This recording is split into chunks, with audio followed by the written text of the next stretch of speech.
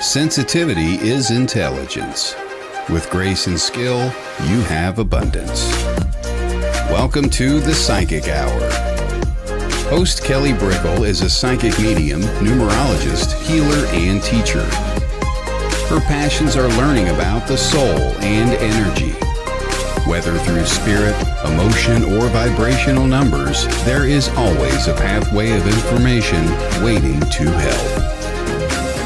Now, here is your host of the Psychic Hour, Kelly Brickle.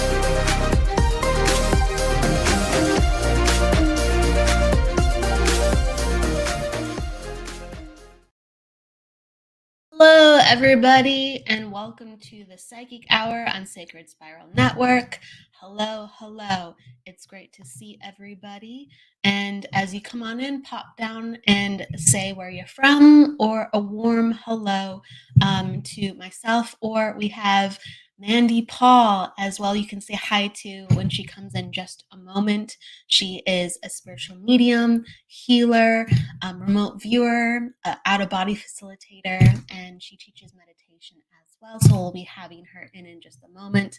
Hello, Seisha. Hello, everybody. Hello. So, in true fashion, we always start with the topic of the day, and I hope everyone's week's been going really well too on top of it. It's just been going like a flash. Quickly, this month of April, and then we've had the full moon in Scorpio. So the energies have been really high and intense. And so it's brought out unique energies within everybody. So I always like to acknowledge the energies. One of the inspirations for the topic of the day that just came in when I was getting ready for the show was really tapping into the artistry of life. Now, we talk about many different things on the show always, and we have very natural inspirations in different directions. And it was almost like arts and aesthetics and promoting the joy and beauty of life came in. So it's no accident that we were talking about colors earlier, Mandy and I, when we were preparing for the show. And it's about adding more color to your life, honestly, adding more beauty into your life.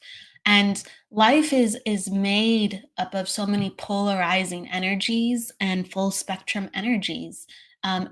It's what makes it exciting. It's what gives it the spice of life, right? It's what gives it the surprise and the intrigue of what we're enveloping and developing.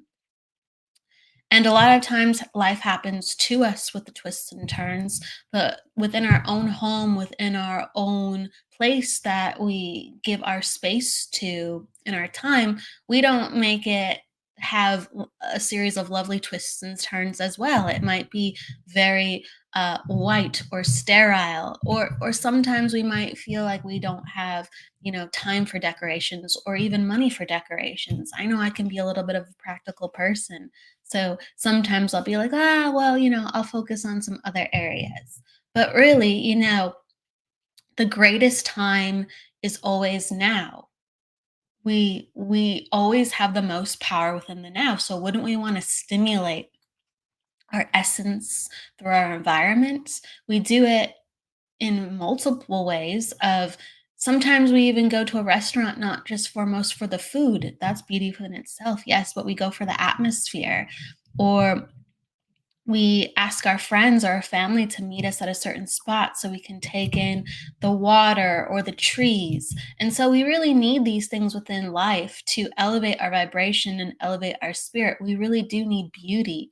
And it is not just a physical vanity within it. It is a physical healing that happens when we are of things that feel good, that have thought behind their composition, have an elevated vibration. When we look at something beautiful, and it could be a painting, it could be a sculpture, it could be pottery, it could just be the way the colors are within the room, or even the sounds within a room. So many different angles you can think on it.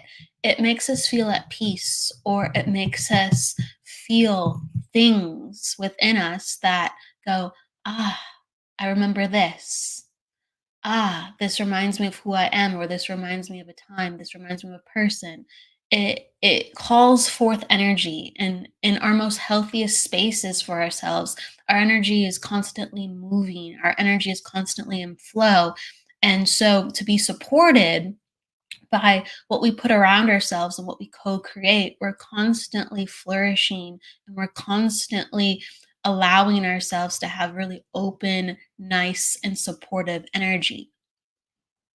And I just want to say a little hello really quick to everyone coming in. So Pamela, hello, Stacia, Courtney. And yes, Courtney, now is the only time we have of certainty. Yes. So a lot of times we go, maybe tomorrow, maybe in a month, maybe in a year. And we say those things for accomplishments, but what about making our space beautiful? And what about making things within our lives just feel, look, sound, and be comprised of higher energy? And I know that I'm a visual person, so sometimes I'm going to think first and first. I'm just going to say first. I think first to just how things look sometimes, and then I go to the sound maybe next. But I'm very much a feeler and a visual person, and other people are sound, so they need to put sound within their houses. They need to have a certain kind of mantra, or they need to have a certain type of music that gives them an uplifting feeling or a calming feeling, to move their thoughts, to move their energy. It all goes back to, how do you want your energy to be moved? And the world will move our energy. People will move our energy. So we have to get into the mastery and the leadership of how do we lead ours. And sometimes we come back to our house, or sometimes we just sit in our car and we go, oh, my energy is so low. My energy is so tired today.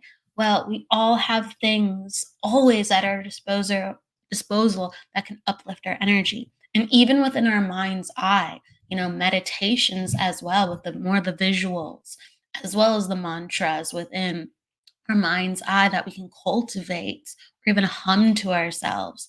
That is all state changing. And it leads us to a more beautiful place because we feel so good afterwards. Hello, Jessie Cat.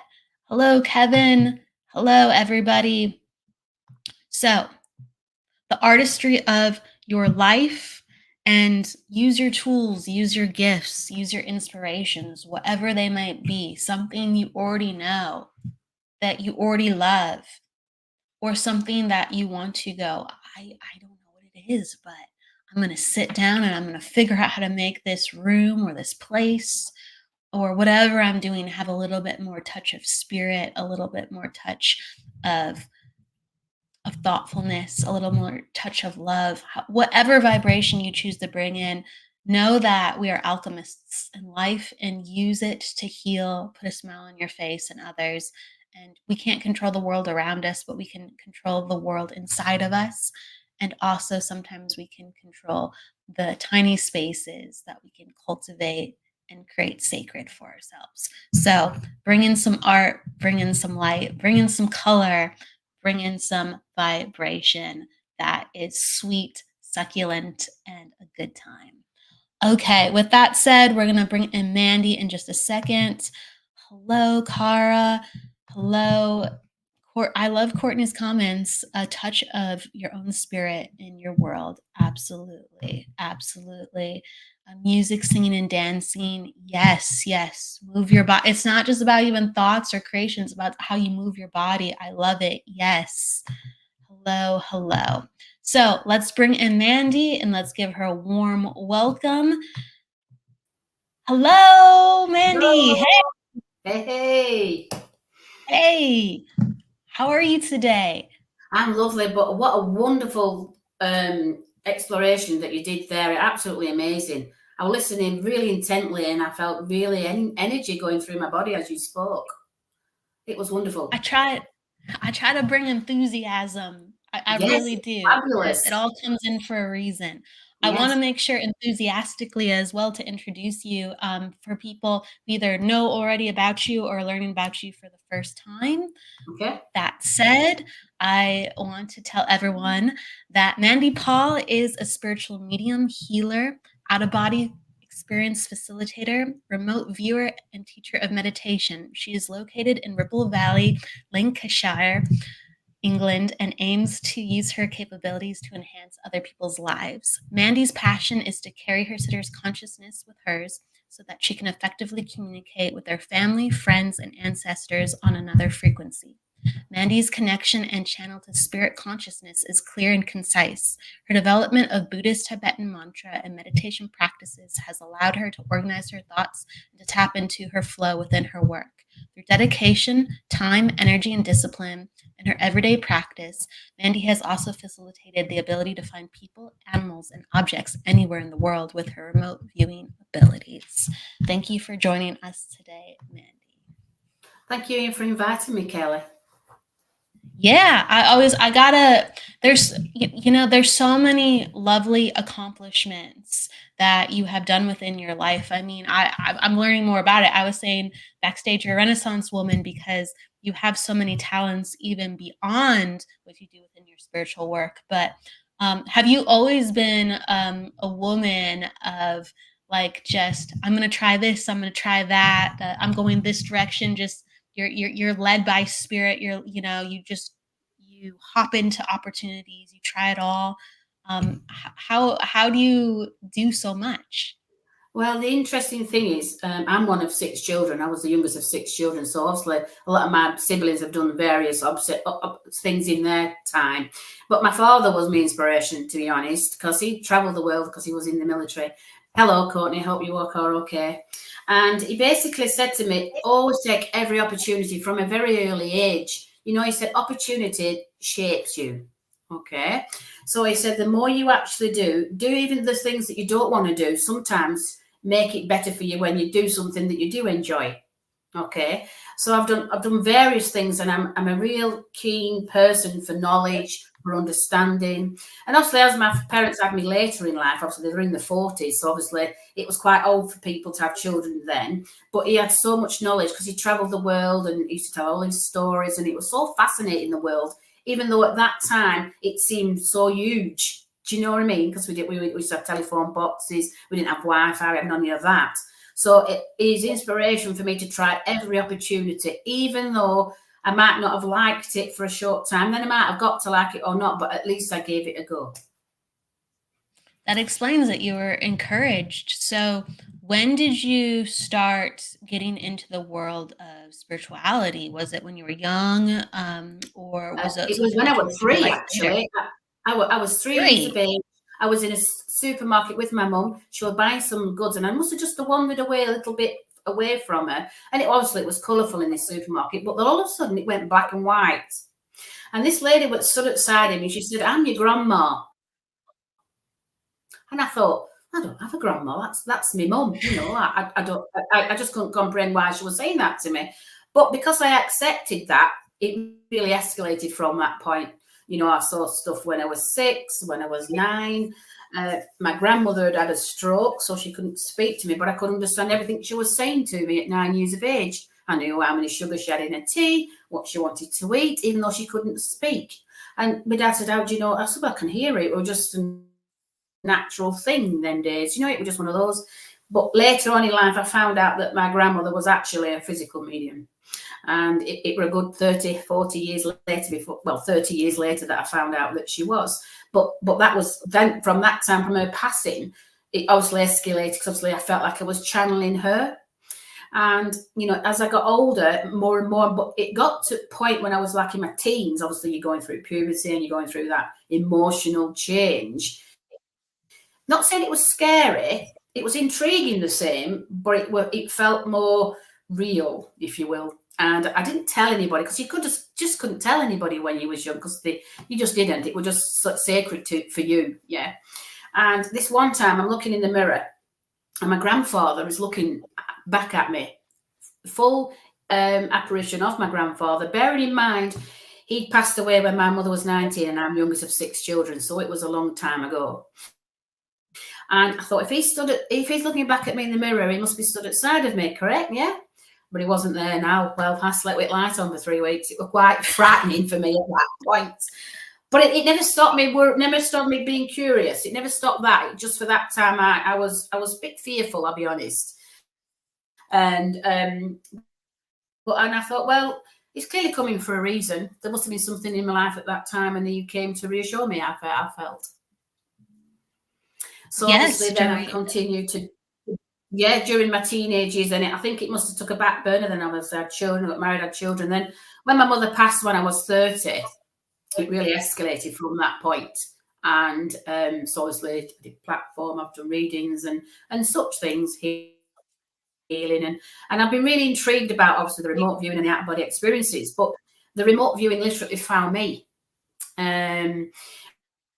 But before the remote viewing found me, I obviously... that was a really intriguing time when I think back about it. This lady, basically, I was supposed to go out for a couple of drinks with this lady, and in the village where I live. And she says, Mandy, I can't make it. My mother's just fallen, cracked her hip, and she's having an emergency operation. And for some reason, I said, I'll go and see her. And I just came into this room and sat, and I sent her the healing. But I actually came out of my body and went to stand next to her in the bed. Okay. And I remember the doctor telling her that she'll be having this operation and it's this long, that long, and she'll be home in 7 days. And I turned to him and said, no, she'll be home in 3. Okay. So then as she's going down to theatre, she said to the nurse that she could see me at the side of the bed. And he said, oh, you're hallucinating. No, I can see Mandy. Plain as day. Then she went down to theatre and she said I was holding her hand going into theatre, and I told her everything was going to be all right, but she'll be home in 3 days. Well, obviously, then I get a phone call in the morning. I went to bed that night, got the phone call in the morning from this lady I was supposed to go out with, and she said to me, she tried to get in touch with me, but she left me a voice message and just said, Mandy, you're not going to believe this, but I'm going to tell you anyways. My mother said she saw you at the bottom of the bed. She said she saw you at the side of the bed, and you said she'd be home in 3 days. And she actually told her daughter, and she's written a testimonial, yeah, about that experience. And that was really quite mind-blowing for me at that point. And then it must have been a month later, 2 months later, this lady in the village is a police officer in question, and she's retired now, so obviously I don't mention any names, but she basically came across the road. I was sat down outside my little shop, which is called Hudson's in Chatburn, obviously in Lancashire. And she just come across the road, and I said, did you go out last night? Because there was some free event in the local area. And she said, no, have you not seen my messages? I went, no. Have you seen the news? No, I've not seen anything. Well, there's been an earthquake in Bali. And I went, what's that got to do with my daughter's in it? Well, I'm not joking you, my heart sank because my daughter was similar age at the time. And she said to me, oh my goodness me, I said, I just give her a hug because I felt so, so much love for her because she was no communication and she couldn't get in touch with her daughter. I just said, have you got anything of hers? And she says, yes, I've got this little moonstone ring she told me to look after. So I put the moonstone ring in my hand and it took me to Bali. I came out of my body. I went to Bali. I could see her with 20 other people on a hillside, a drop off at the side. She was hot. She was sweaty. She was wearing flip-flops. And she was on this hillside with no communication, nothing at all, no handbag, no nothing. So I told her all this, and her friend said to her, and I would take her a big responsibility, being a police officer also in question. I said, she's fine, she's alive. Because what had happened, she'd gone travelling to Bali with a friend, collapsed in a cafe, and the guy at the cafe said, I'll look after you. So she went, she was dehydrated, so they put her on a drip in hospital. She went back to the cafe that day. He said, I'll look after you until you get well enough. That's when the earthquake struck. So she was telling her mum that she was staying at this cafe until she got better. And the earthquake struck, so she had to just run. And she said she felt like she was in a film set because everything was falling down around her. But she was that exhausted, she couldn't run. But she was hot and sweaty. So this gentleman, blessing, put her on a motorbike because they shouted tsunami. So she's running for her life, literally up this hillside. And that's where I saw her. Okay. So I was taking a big, sorry, what was that, Kelly? I said, wow. So literally, I thought to myself, I said, she's fine, she's all right. And it was a big responsibility, but I knew she was all right. I could see her. She was there as plain as day as I'm seeing you. So 15 hours later, she got the phone call finally from her daughter because she tried everything to get reception and they had there. And everything I've just told you, she relayed back to her mum without prompting. And Susan was dumbfounded, and so was I. Saying that, I had found animals in the past, dogs and such, but this was the first person that I'd found. And so it went into a magazine called The Psychic News, because the local medium said to me, it needs to go into this, so let people know your capabilities. So it went into a magazine, and basically the rest is history. So I got the opportunity. I sent it to a few friends in America and said, that's remote viewing. And I went, what's remote viewing?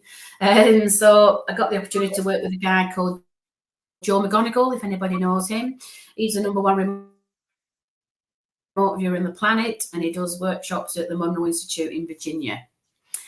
So I offered to go and work with him for a full week.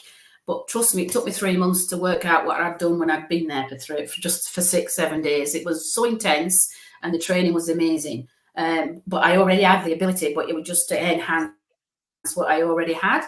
So since then, I found other people, I found dogs, found objects, shoes, keys, all that kind of scenario. So it's been really quite a roller coaster. But I do feel that this has really enhanced the ability to, which is Buddhist mantra. So okay, with mantra and meditation, how were you introduced to that? Because it enhances everything, the focus that you give your mind and going in deeper with the energy and experiencing it. But what led you to understanding that was another tool you could have? The other two with that mantra actually stumbled across me again. There's a local healing centre, but I know it's another thing. Another opportunity came along where I were invited to go and do some half moon, full moon meditations at a local healing centre, which I did for several months. And then this particular day, I turned up with my friend. We both turned up on a Wednesday, and for some reason we'd gone on the wrong day. It were a Thursday with the full moon that particular week, and we'd gone on the Wednesday, and we looked at each other and I thought, why is that? Then it turned out there were a mantra class. So obviously we joined the mantra class. So for 10 years we went to do mantra. And it was an amazing 10 years every week for 10 years. It were amazing. We had such a wonderful time. We had a bunch of ladies, and it was just lovely. Since then, the other lady's actually opened her own centre, and she does it at her own centre. But I went out to teach it to various spiritual churches and to spiritual organisations to explain that mantra literally is a discipline of the mind. So it helps you to connect with spirit consciousness. It helps with your psychic abilities, and it basically opens you up because you're disciplining your consciousness, if you will. So it's like a filing cabinet. You file in all the experiences that you've actually had throughout your life, which helps you in your mediumship, helps with your psychic ability, and helps with you generally on a day-to-day basis. Absolutely, absolutely. So did you start with sounds and as a group, or would you sit in quiet and say these mantras to yourself? How did you use the mantras? Well, in the classes that we actually did, we all got the opportunity to choose a particular mantra that we thought was for us at that time. So you got a number, you picked a number, and that number represented you for that particular moment in time and space. And you'd read what that actually mantra, oh yeah, I can relate to that. It might be for spiritual growth, it might be for love, it might be for healing, and so forth. So they're all different meanings for different mantras. And it was the precise one that you actually needed at that time. You might have been feeling emotional, so you got an emotional love one. Or there you got something, your leg, you got a healing one. And it was really interesting how the universe, decided that number was going to be for you. So we'd all sit in a group and we'd all get the opportunity to do this mantra. Bear in mind, we had an hour. So a mantra is usually 108 times, which is 108 beads on all mala beads, okay? So sometimes we do either 54, 27, or 13 mantras, depending on how many mantras we were able to get out in that group, depending on how many people are in the group as well. So we'd obviously start with the chanting, and at first we'd read what the words are, and then, we'd resonate with that sense of feeling of what we needed at that point. So the energy was gathering in the center, obviously with all the sound, it was going around, but it starts off with the energy in the center, and each and every one of us was receiving that together. Okay, so we'd built up like a ball of energy, if you will, in the center of the circle, which then encompasses everybody that was in the room. So then we did, obviously, depending upon the chant, will depend upon the tempo. Yeah. I mean, there's one that I love doing, which means I am divine love. Okay. And the divine love is not just for yourself, but it's all for everybody that's within your group. And then it's sent around the world. Okay. So I'm just going to, if anybody wants to join, they can. If you want to join Kelly, it's also, you don't have to if you don't want. It's only 4 syllables. Okay. It's 4 syllables and it's 2 words. Okay. So I'll just do a deep breath first of all. If anybody wants to try it, they can join me. Okay, so it's just take a deep breath first of all. Okay, and it goes like this. Aham prema. Aham prema. Aham prema. Aham prema. Aham prema. Aham prema.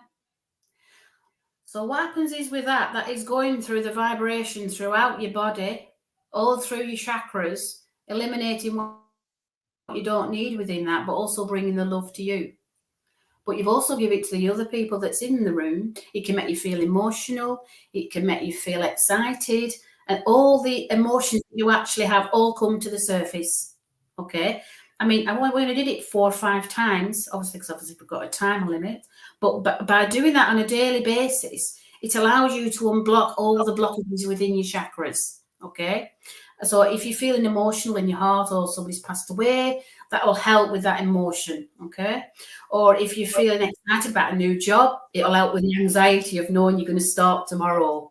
You know, and it helps you bring you back to this time and space that's the now. Okay, so it doesn't allow the ego to step in, that steps back.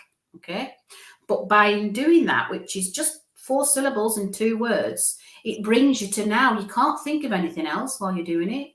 You're just focusing on what you're doing. Okay, I do that one there like that. It's because it's just a short one. I don't do all signals. There's all sorts of different signals that you can do for different chakras. But that's going in depth. Okay, we're just doing a bit of touch being base here. But then with different mantras mean different things, and that means I am divine love. So if you want to do that in the morning, 13 times, which is probably going to take you 3 or 4 minutes, you'll feel a difference each day by doing that. Okay, not just for yourself, but you're sending it to everybody that is in your circle that you have around you, sending it out to the world. It's like a ripple effect. Okay, it's like dropping the pebble in the pond that is reaching everybody else. Now, Sanskrit mantra, which is in Tibetan mantra, has been going around for centuries. So it's in the universe already. So it's just reflecting back to you. And it allows you to channel that energy on a regular basis. So it's a wonderful exercise. But while you were doing that, what were you thinking, Kelly? I was feeling peaceful, like it was harmonizing my energy and bringing the energy back into my center, like so the scatteredness was coming back to center. It's allowing to bring you into your filing cabinet, as I call it, and putting it where it needs to be for when you need to do it again. So the more you actually do that, I mean, that's just one mantra, but the more you do different ones, it starts to energize your life, energize your solar plexus, it energizes all your chakras, it balances all your emotional fields, your etheric fields, and so forth, and brings everything back to the oneness of you, who you actually are. Okay, and there's no external influence then that can influence you. Now, I've got a 3-year-old granddaughter, and she goes to a preschool over the road. And one day she was doing this mantra because some external influence must have been causing her a little bit of unevenness, or as something was happening, and she just blurted out these mantras and started doing this mantra. My daughter got a message saying, Elsie's talking another language. She said, what's she saying? She said, it sounds like potatoes. Oh, she's saying mantra. And there is a mantra which I'm going to explain to you in a moment, and it's for a spiritual awakening. This is a spiritual awakening mantra, and that's what she was doing. And so they were all asking questions to my daughter. Why?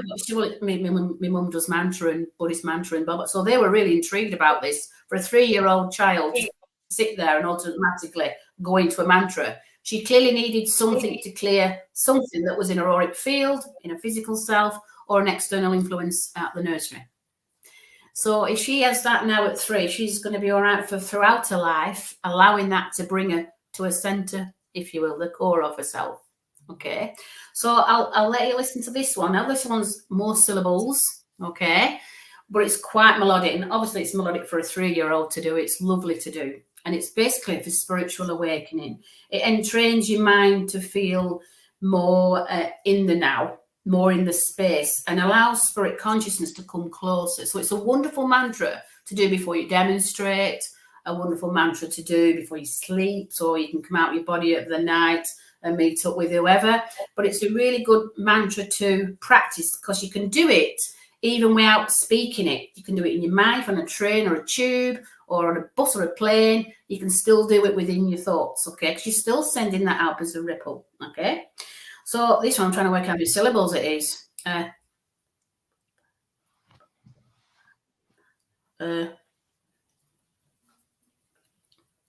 It's about 19 syllables, is this one. 19 syllables. I'll try my best, you know. This is a more complex one. Well, I think that's a bit much. I think I'm going from 4 syllables. I might do another one.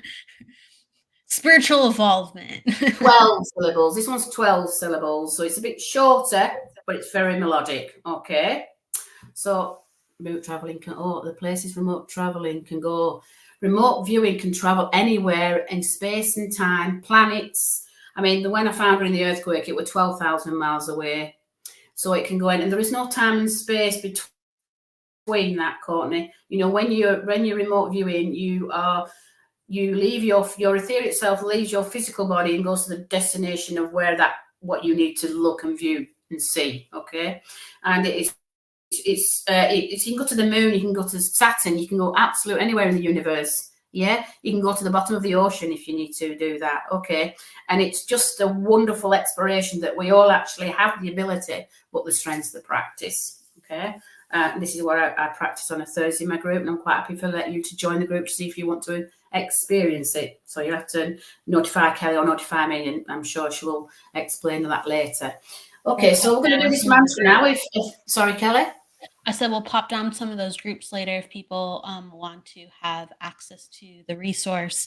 Yes, but with the mantra, this really helps stretch the mind for that remote. Yeah, this one's a really spiritual. This is really good for a spiritual awakening, for the spiritual mind to be in this space and now. So when you do demonstrate, there is no external influences that's creating. You're not thinking about the shopping. You're not thinking about, I've got to pick my child up. I've got to set them jeans out. I've got to do this and all this at home. So it allows you to eliminate all them thoughts that you don't need at that moment in time. Okay. So we'll do the same thing again. We'll take a deep breath.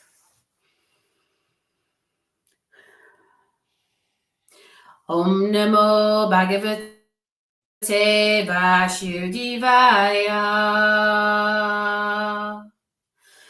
Om Namo Bhagavate Vasudevaya. Om Namo Bhagavate Vasudevaya. Om Namo Bhagavate Vasudevaya. Om Namo Bhagavate Vasudevaya. Om Namo Bhagavate Vasudevaya. And what does this mantra help to promote? This helps promote spiritual awakening. Okay, so it allows your spiritual self to be free of any attachments, like what you have to do tomorrow, what you're supposed to do today, and it eliminates any thoughts and in the now, and allows your spiritual awakening to expand. Okay, so like I was saying, before you demonstrate mediumship or you demonstrate a psychic ability, you have no obstacles in the way. It like clears the channel for you to give that accurate message to you, giving that message to. Okay, and the more you do it, the more you start to notice. Okay, so I always tell people to document it. Okay, write down how they felt afterwards, you know. And there you go, Stacey. It's wonderful. It's a wonderful awakening mantra. But the more you, obviously, we're all working at different frequencies, and it depends on the frequency that you actually are now in your life, okay?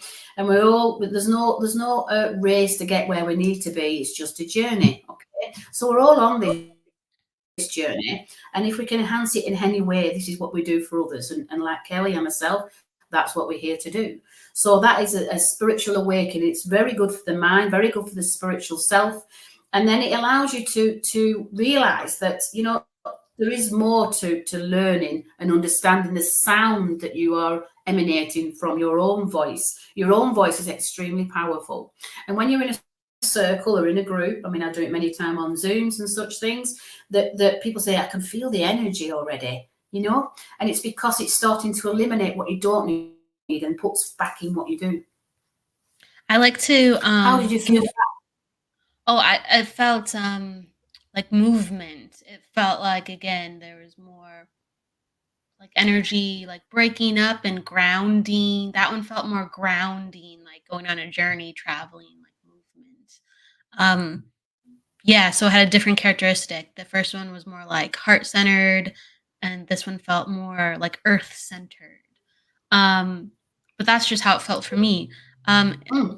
If I may ask too, so I like to give people like a window into what it gives the person doing it. So it inspires them to go, oh, you know, maybe I can try it, or maybe, you know, this can benefit me in this way. So when you started doing mantras and spiritual development work in this fashion, um, what energy centers or parts in your body did you feel the most energy release? The most energy release was probably the solar plexus. Okay, it started off with the solar plexus and it goes to the throat chakra. Okay, because obviously it's coming up through there and it's coming out through the throat chakra, but it can start at the root. The other thing when you're doing a mantra practice, also it helps you to awaken your kundalini energy. Okay, I don't know if you've heard about the kundalini. Yes, Awakening, so it enhances the kundalini awakening because you're having a regular basis of cleansing your chakras. Okay, yeah, 7 chakras, but all of the chakras, there's more than 7, there's hundreds of them, but you become more sensitized to your surroundings. Okay, you become more sensitive to giving messages, you become more sensitive to your clairvoyance, your clairaudience, and everything, all the other clairs that are involved. So when you start doing mantra on a regular basis, it cleanses away, and sometimes you can feel lightheaded because you've had lots of blockages that you didn't know you were blocked. Okay, not blocked as such, but we're a bit sluggish, if you want to call it sluggish, not blocked, sluggish. So what happens is when you do it the more and more, you're also channeling the energy from the universe. Okay, so you're bringing in also the energy that you need. So say you have a sluggish root chakra, for example, it'll inspire you to probably do more exercise, for example, or it might inspire you to drink more water, you know, because we don't drink enough water. So it tells you, your subconscious mind starts to come consciously to the conscious mind and giving you that insight that you actually are seeking. So the color, like you say, the colors of the rainbow work from the sunshine. Yeah, you always see a rainbow when the sun is out, and also with water. So you need the water for the rainbow to shine through with, and you become the light. Okay, so you become the beacon of light through the rainbow, if you physically want to call it that. So your chakras are the rainbow. Okay, so you think about your rainbow wanting to be bright, but you have to fuel it with the water. Okay, so then you are working on a rainbow frequency on a daily basis. But the more you actually do, the more you start to see, the more you start to feel, the more you start to sense, and you're opening then up that perception of a 360-degree view. Okay, so that's where the remote viewing came in afterwards, and the outer body experiences. Okay, so it just enhances the whole senses of all of your of all of what you actually have and the ability to do so. Okay, and the strength again is the practice. So if you did mantra once a week, which I did for 10 years, and then I went out to teach it, I didn't just do it there. I did it at home. I did it in the bath. I used to do it in the shower. I'd be walking the dog and just break into a mantra. I never did it when I was driving because you go into an altered state of consciousness, not a good deal. But, you know, yeah, you've just got to fit it in when you can. I mean, you know, and I know sometimes you're walking the dog and you're thinking, oh, what the shopping I have to buy? I might need a new car. I've got that painting to do. none of that comes into your thoughts because you're disciplining it. You discipline your consciousness, you discipline your subconscious mind, and that way then you see you are disciplining your thoughts. So as I'm talking to you now, there's nothing in my thoughts at all. Okay? It just comes out when it needs to come out of the filing cabinet. When you were working with mantras and learning about your energy, what happened when your mind wasn't like at peace or calm? How did it affect your mediumship? How did it affect your psychic abilities or other healing practices that you did? What did you find? Well, the interesting thing before I went to do mantra and such things, the meditation was very important. When I started my practice of meditation, which is some 25 years ago, I used to sit in the same place twice a week for 10 minutes. Okay. But I didn't just sit there. I listened to a 10-minute guided meditation. It didn't matter who it was, male, female, or just sound. The Monroe Institute, for example, have a fantastic app called the Expand app, where they have sound on there. So there's not any specific person. Okay, it's just sound and frequency, which are wonderful. And you can just get 10-minute ones.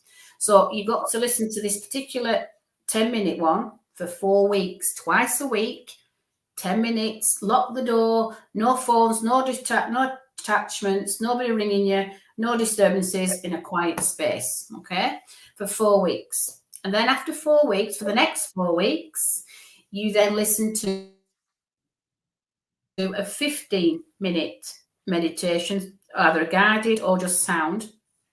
And then for the next 4 weeks, which is a 12-week block, if you will, you then listen to nothing and sit there for half an hour. But you must always sit, never lay down, you just fall asleep. So for half an hour, twice a week for the following 4 weeks, and then keep doing that. You can introduce more days if you've got more time, but always in the same place. Yeah. And you can always, if you wanted to listen to a guided one, that's fine. But what had happened then by then, your conscious mind and subconscious mind would have started to be entrained, if you will, to not listen to sound. Okay, so then you're having a reversed effect upon the sound, because you needed the sound initially to stop you listening to the external influences. Okay, so like I said, 4 weeks, twice a week, same space, 10 minutes guided. You can even put earphones on if you feel more comfortable, but it's better if you didn't, because you need to listen to all the other stuff that's in the sound. Okay, so it's the sound that starts to do the healing and the sound that starts to entrain. Okay, so the other factor also is, like you say, for the next four weeks is a bit more time, 15 minutes, yeah, guided again. You can have a listen just it don't have to be the same one. It could just be music that's meditation music, yeah. But the Expand app has that on there, and I'm not promoting it because it's a wonderful app. Because I've been at the Monroe Institute a few times and worked with lots of sound with them there. So that was that. So then, like you say, for the 12 weeks, so by then, you see, you've actually trained your subconscious and conscious mind to be in sync with each other. So then you can then enhance your meditation practice. And if you go on holiday, you don't have to meditate. You still can have a holiday. There's not a problem about that.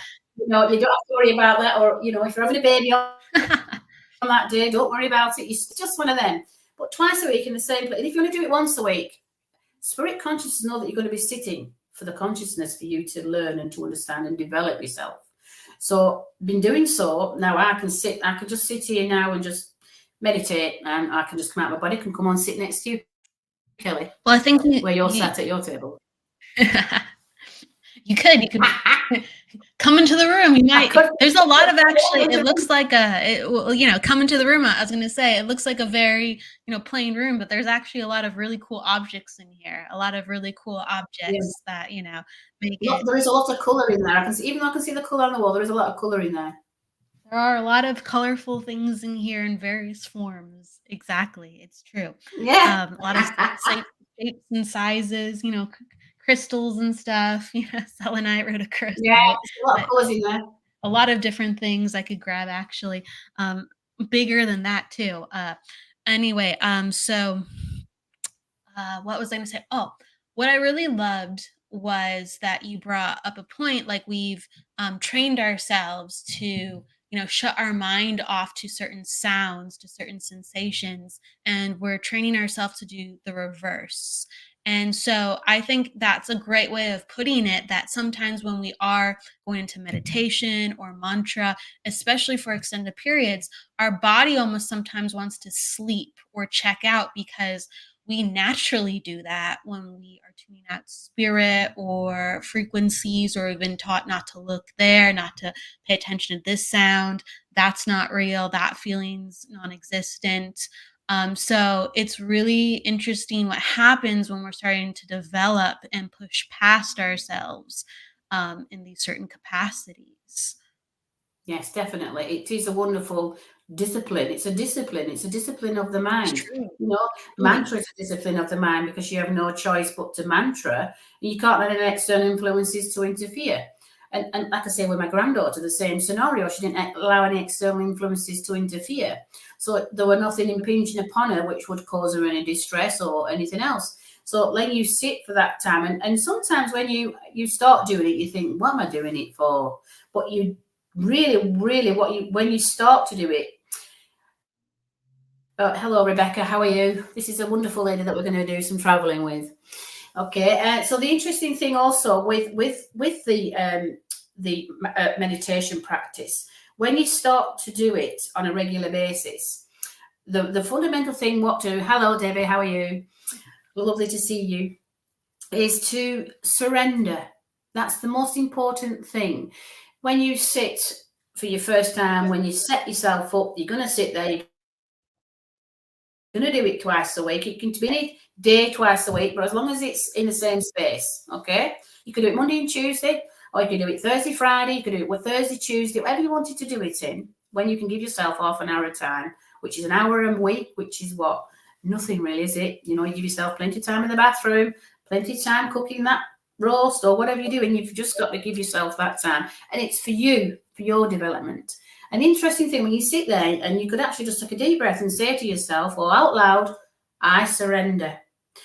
And in doing so, you're actually giving your subconscious mind permission to allow you to do that, because sometimes in life it can just be a little bit fast. There's too much going on, too many expectations of you for doing this, that, and the other. Hang on a minute, what about me? It's not selfish to give yourself that half an hour, or should I say that hour a week to yourself.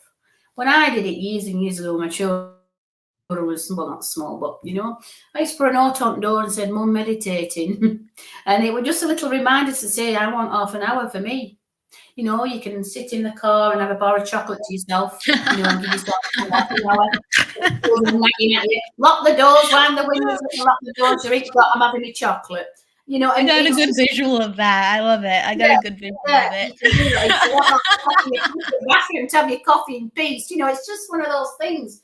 So you need that time for just you. So it's not anything to ask from yourself, but it's good for yourself. Yes, self-care, that is the one. You have to give it to yourself.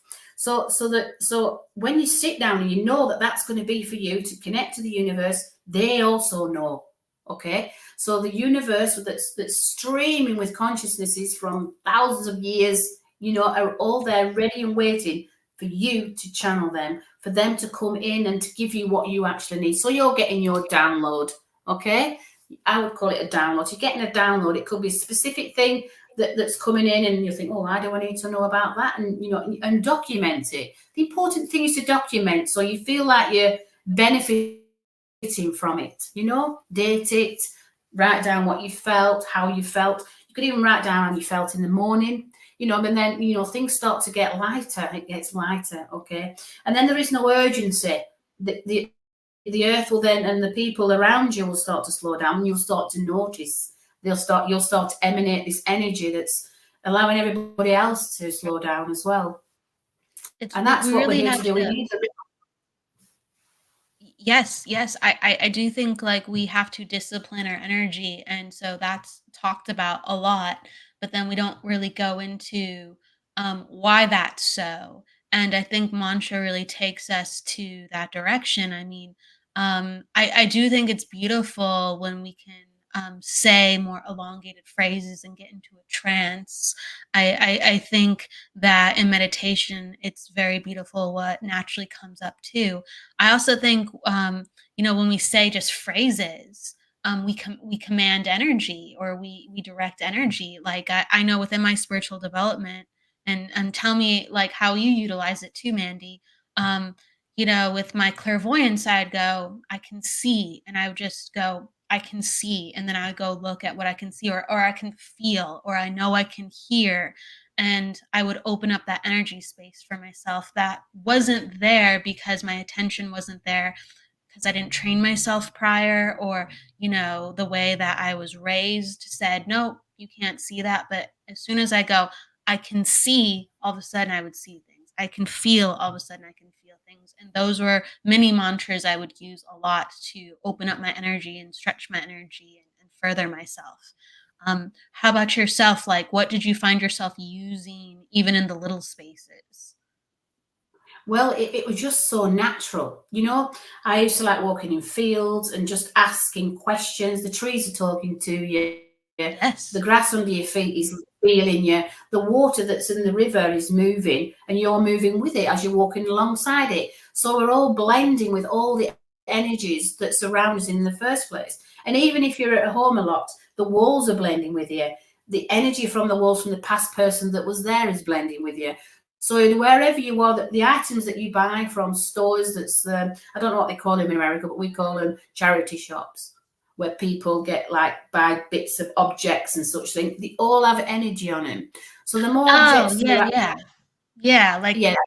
like a Goodwill, or a donation stuff like that. center, or There could secondhand be shop. there could be bars in there that have been there 50 years in a lady's house, and you've touched it. So you've got the energy of that lady there. So the more things that you actually touch, feel, and smell enhance all your gifts. Okay, so going outside, touching animals, dogs, horses, cows, even, everything that you actually touch and feel enhances your abilities. Okay, and the thing is with that is it could be anything, anywhere. So the more you touch, the more you sense, the more you feel. All them senses come together: tasting, smelling, they're all there. So they just enhance your perception.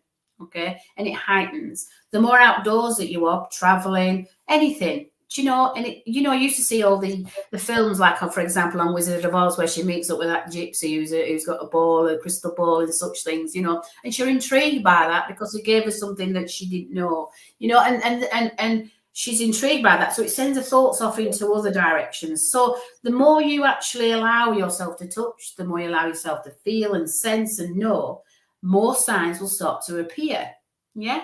I'm on a journey today with a really good friend of mine who's staying with me from Holland. And we went on this long road, and we were just talking about healing, and then a train passed.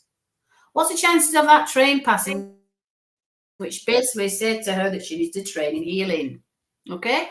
And then we were talking about where we were from, which is Holland. And then I mentioned about a windmill that my brother fetched back when I was a child from Holland. And then we sees a windmill. I mean, what's the chances of them signs being there when we're actually talking about it? Okay. But it's whether you're aware of them and what's the representation of that. It basically is telling you that you're in the right place. Okay. You're going to that destination, which you went to a Buddhist temple today. So I know I was in the right place. Okay. So you get to know more. Your senses are heightened. And if you didn't feel right, you would feel it in your gut, as they would call it. Yeah. Your intuitiveness would say, no, I'm not supposed to go there today. Okay. But your spirit consciousness knows where you are 24/7. All right. Knowing exactly what you're doing. And it's up to us to be aware of that 24/7. You don't need to go in a spiritualist church to communicate with consciousness. You could be in a bathtub. You could be in a shower. You could be on a bar, walking in mud. It doesn't matter where you actually are. They want to utilize you for whatever that reason is for that person that's walking in front of you. Give it. I have a shop. People walk in and sometimes I get a message and they don't even buy anything, and they're that shocked by the message, they leave. And I think, shouldn't have done that. But they come back and explain why and what for, then it makes sense to them, and they needed it at that time. Okay. But I can't stop them sometimes. They just come in and they're pestering, and they're really, and I explain that I'm a medium and a healer and I have this person for you. You either can have it, and then they go, yes, please, and they want to know. And the next thing you know, they're in tears. So obviously they needed it at that time, and they had no idea that I was a medium. So it can be a bit, and some people will call that lack of discipline, but sometimes if they didn't want it, they would have said no, and then they would have stepped back. Okay, so that's fine. So allowing yourself to be yourself is the key. Don't feel judged. Don't feel that you can't do that. Well, why can't you? 24/7 for them, it's 24/7 for us. So what's the difference?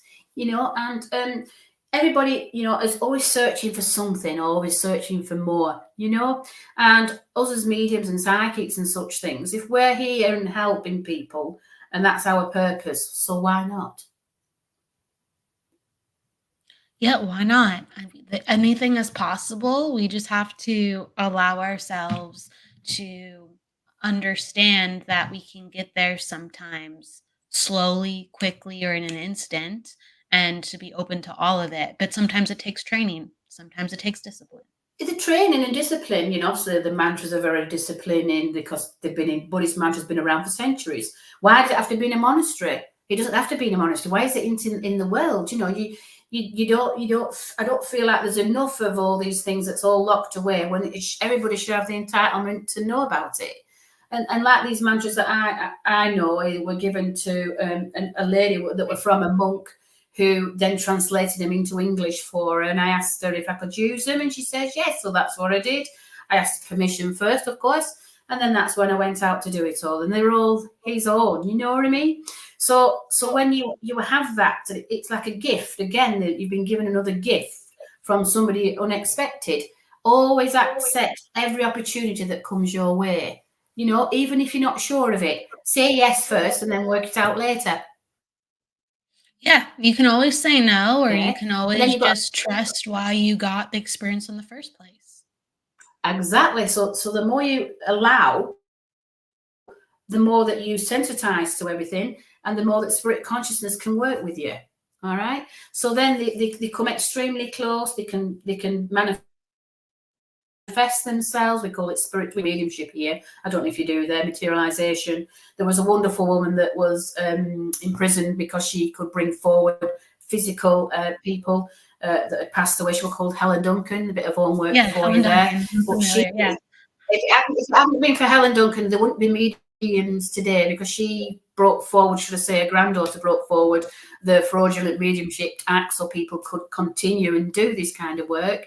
Fortunate for me, I know this granddaughter, and she's stayed with me a few times. So we have done some work together, and she's a lovely lady. She lives in Tennessee. So maybe she might want to do some chatting with you at one time, Kelly. That would be lovely to see her on here. So it's really interesting about different types of mediumship and such, because there's different facets with mediumship, okay? Yeah, it was a beautiful moment, Rebecca, it was. And I felt like I knew this lady as soon as I met her, and that was an interesting thing. So when you think about mediumship, it's all got different facets, and you've got to try them all, whether it's healing, mediumship, transfiguration, materialization, physical phenomena. You've got to try them all to see where you're most comfortable. All right. And then you just enhance on that gift. You read about it, you study it, you get to learn about it, and then it just grows in your subconscious mind, and then you can bring it out when it's needed in your conscious mind. Absolutely. It slowly starts to merge together, the oneness in various ways. And it really blows the mind at first when we go, wow, there's a whole part of me was missing. This whole part of me I didn't have access to. And there's we're as mediums, as healers, as psychics, we're constantly training because we're finding new parts to integrate. But everyone should have access. You're the diamond. You're finding new facets. So you train them all and polishing them all, if you want to call it that. So you've got this diamond in your hand, you're polishing all the facets, and then you're actually growing the diamond, because then you can choose which one you want to use, okay, and what you're more comfortable with. I believe that, and more facets takes more time, but it makes for a shinier diamond. Of course. It's like the rainbow, like your picture, the rainbow's the same thing. You've got to give it the water. Yeah, to the light, yeah. And that's what we're all heading towards in the first place. you know, whether we pass over when we're young, when we're, you know, halfway through, or when we're in our hundreds, you know. It's all about a journey. It's not a race, it's just a journey. It is a journey. A wonderful journey of exploration, of understanding. It's wonderful. For the people who are looking to develop within their journey with remote viewing or healing, you have groups going on Wednesday and on Thursday. Can you share about those groups? Where people we can have be a part of group if they're interested? on Wednesday, which is healing. That's a physical group that's in my home. People that come for healing, and sometimes I do a bit of channeling, depending on what they're needing. So they can come for healing, and it's a wonderful experience. You know, they get spiritual healing. We either give it to each other, or we work on a group. Yeah. Sometimes we do a bit of mantra, but not all the time. It depending on what is needed at that time. We also, on my Thursday group, which is becoming quite a popular group, we've got people from all over the world that are coming in. And what that is an out-of-body group, okay? So we go out of our body to destinations, or sometimes we tap into the consciousness of somebody who's passed over. So it could be like, for example, Elvis Presley. You know, we could tap into Elvis Presley's consciousness, go to Graceland, and we all retrieve the same information, okay? So everybody in the group all go to the same place, okay? And we retrieve information back. But what that actually is happening is opening up their senses, okay? Because I carry their consciousness with mine, like I say, with me out of body, to where they want to go and who they want to meet. Now, the people who want to go into this group, I usually give them a one-to-one first of all, because it's very daunting. And it's like going on that roller coaster, you know, that you don't want to go on, but when you've been on it, you want to go on it again, okay? Because when you have this experience, you're conscious, you're not unconscious of the experience. When you sleep at night, you're in a delta state of consciousness, and you come out with your body automatically, and you have no quibble because you're asleep. This experience, you're in just a slightly altered state of consciousness, but you are aware, and you experience everything as you are, as we're talking now, okay? So you can come out of your body, meet up with that person that's passed over, have a conversation just like we are at your destination of your choice, okay? So I always give that person a one-to-one first of all, so there's no fear, because a lot of it is fear-based, all right? But obviously all these people that are in my group, they've been in a while, and some keep coming and popping out and such things, they've experienced it, and it's changed their lives. People have started in their own businesses, people are realizing what they need to do in their life, they've tapped into the family members, they've given the information that they are seeking, and it's a wonderful experience. And that's on a Thursday evening. I'm working on a 6-week block of mantras on a Monday, Mandy's mantras on a Monday, but that's up and coming. I'll let people know about that when it's about. And that is understanding why we do mantra and what is the purpose. So it's not just about the mantra, what it does to the body, how it affects our bodies, what symbols that you need to use on each chakra when you do the mantra. There's all sorts of things that's coming up with that. And obviously I work with the Tibetan language. There's a lot of resources. So for people who want to sign up for some of those classes, would they go to your Facebook or websites? They could go to my email address, which is mandy.paul@live.co.uk, or you can go on Messenger on Facebook. I'm still, obviously, I've got my website. They can contact me through it's a web page that they can contact me through. They can private message me on Facebook. I'm on Instagram as well if they want you to look on there. But yeah, at the moment, there's quite a few to contact me, and like I say, my email address, which you'll find that on that webpage there. I need to enhance that. I've got to sort it out to make it a little bit more. My daughter's helping me with that. And so, yeah, it's really interesting how people just come when they tell me about this out-of-body group that I started, how the life has changed since they've been in it, and what's really changed within them for them to move forward in their life. Because they were looking for a group, because the stuff they want to say, and the people that are around them, they couldn't tell him because they're basically advanced souls, really. And we're all advanced. You know, they're on the journey, they're at different frequencies. So once you start tapping into these frequencies, it's endless opportunity. It's very important to have a group, a development circle, or a community where you can start to learn these things about yourself. It's very, very important. So whatever that is, or however someone feels connected to start one, be a part of one, and Mandy has a fantastic one that you can go check out. So one of the things that I like to do before we end the show is I like to give the guest the last word. So is there something you're inspired to say, that you have a favorite saying of, or whatever just comes to you that you'd like to share before we leave? What I'd like to share is literally mantra is the discipline of the mind. And the more you discipline your mind, the more the endless possibilities. And they are truly endless. They are truly endless.